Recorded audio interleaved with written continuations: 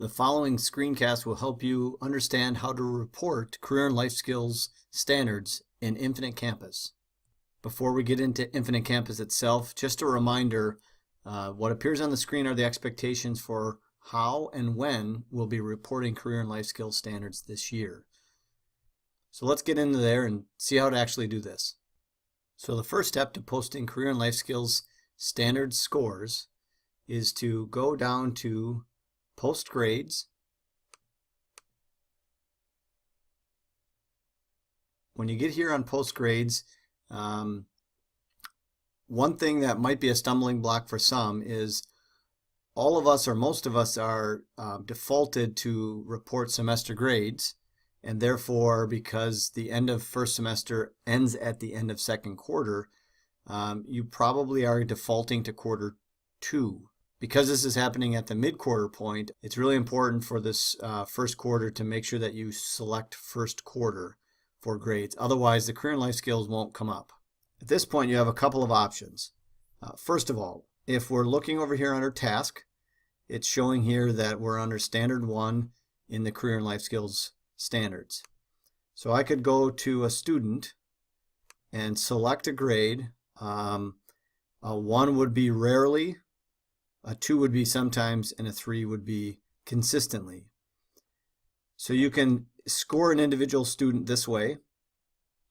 You then also can come over here to the canned comments, and if you click under the Manage button here, you'll notice that the comments are loaded like you've seen before. If you look in those comments, and I've kind of paused and gone ahead, but there are all of the career and life skills standards comments posted here. Admittedly, they're pretty far down the list, so keep scrolling past all the numbers and then it'll begin alphabetical. You'll see under CLS, they've got the different indicators for each one of the standards there. So let's say in this particular case for standard 1, acts responsibly and respectfully, I'm going to give the child a sometimes, and I want to tell them specifically that it's related to potentially of why it's a 2 is because they sometimes manage their time and project deadlines, that maybe that child has struggled with this at points to prevent them from getting it consistently. So if I hit save, I've now given that child a 2 and I've got this comment here. That's one way we can enter career and life skills standards then for each student. Another option would be is to say I want to score this entire class in standard 1. Is I've got standard 1 here. If I go under fill percent grades or comments,